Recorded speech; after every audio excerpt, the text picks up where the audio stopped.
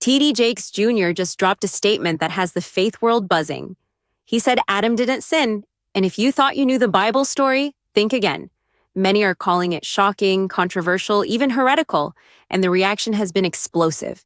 You won't believe what he revealed next, and why it has pastors, theologians, and believers questioning everything they thought was true. The world of faith and theology was sent into a whirlwind when T.D. Jakes Jr. made a statement that no one expected: Adam didn't sin. For centuries, the story of Adam's fall has been a cornerstone of Christian teaching, shaping how generations understand sin, redemption, and human nature. And now, one of the most influential voices in modern Christianity is challenging that narrative. In this video, we're diving deep into what T.D. Jakes Jr. actually said, the context behind his words, and why his statement is creating waves across churches, social media, and theological circles. You'll hear the details that most media outlets aren't reporting, the insider reactions from faith leaders, and the debates that are sparking fiery discussions from pulpit to pulpit. You won't believe the responses flooding online, from supporters praising his boldness to critics calling it controversial, even dangerous.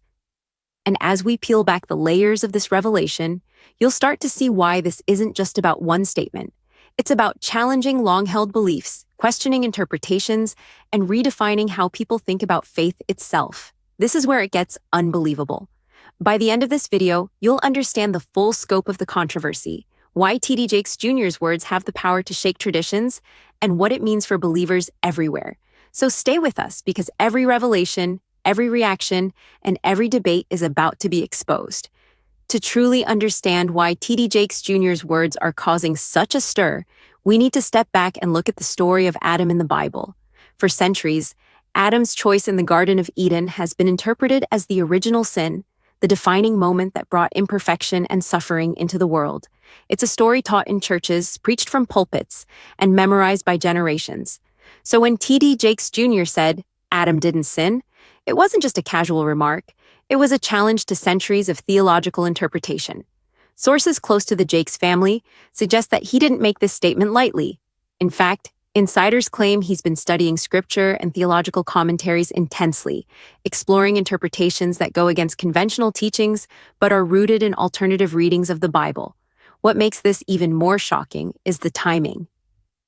In a world where faith leaders are often scrutinized for every word, challenging such a fundamental story is bound to create conversation, debate, and controversy. And that's exactly what happened. Within hours of his statement, social media erupted.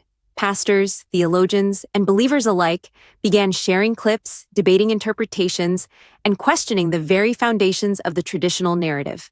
But it's not just about controversy, it's about perspective.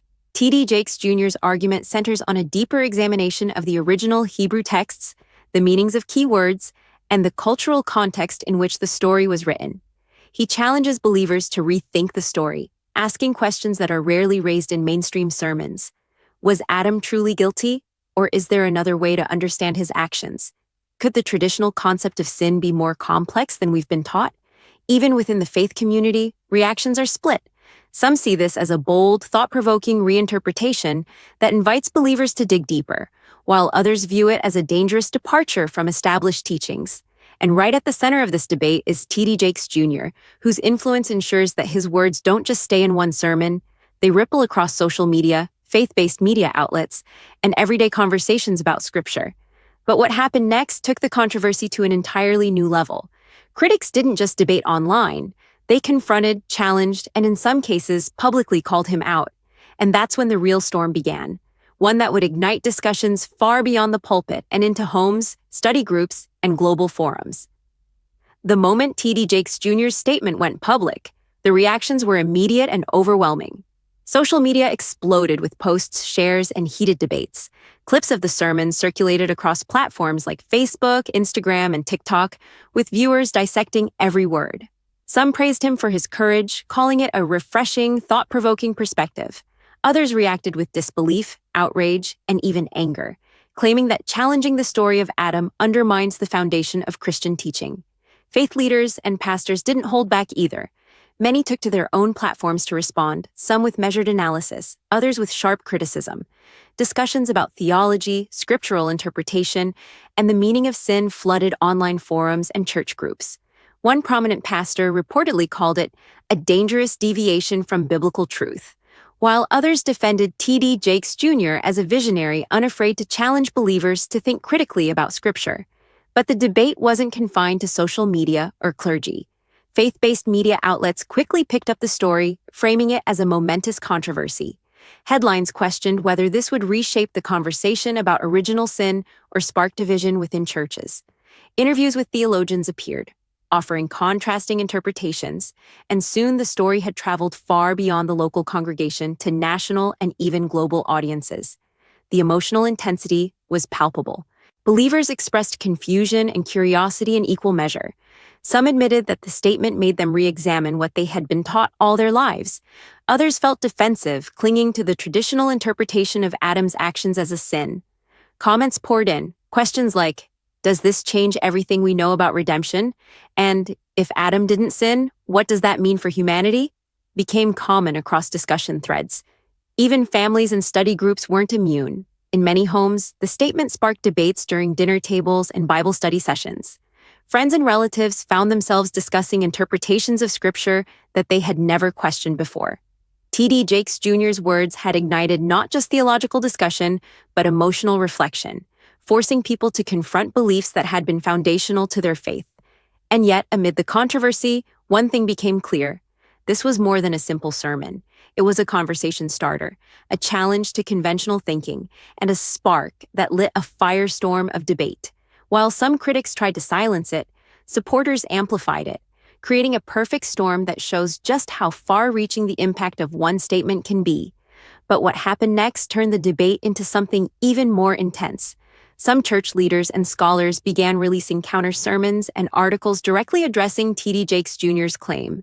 The tension escalated, leading to a situation where believers and skeptics alike were glued to every update, every interview, and every clarification. And as the discussion spread, it wasn't just about Adam anymore. It was about authority, interpretation, and the courage to challenge long-held beliefs. To fully grasp the magnitude of T.D. Jakes Jr.'s statement, we have to dig into the theological debates it has sparked. Scholars, theologians, and Bible historians began weighing in almost immediately, dissecting his claim that Adam didn't sin. At the heart of the discussion lies the interpretation of ancient texts, translations, and the nuanced meanings of Hebrew and Greek words that have been studied for centuries. T.D. Jakes Jr.'s position challenges the traditional doctrine of original sin, which teaches that Adam's disobedience in the Garden of Eden brought sin and death into the world. Supporters argue that his perspective opens the door to a fresh understanding of human nature, divine intent, and the grace of God. By re-examining the Hebrew word often translated as sin or disobedience, some scholars suggest that Adam's actions may not have carried the moral weight traditionally assigned to them. Critics, however, have pushed back fiercely.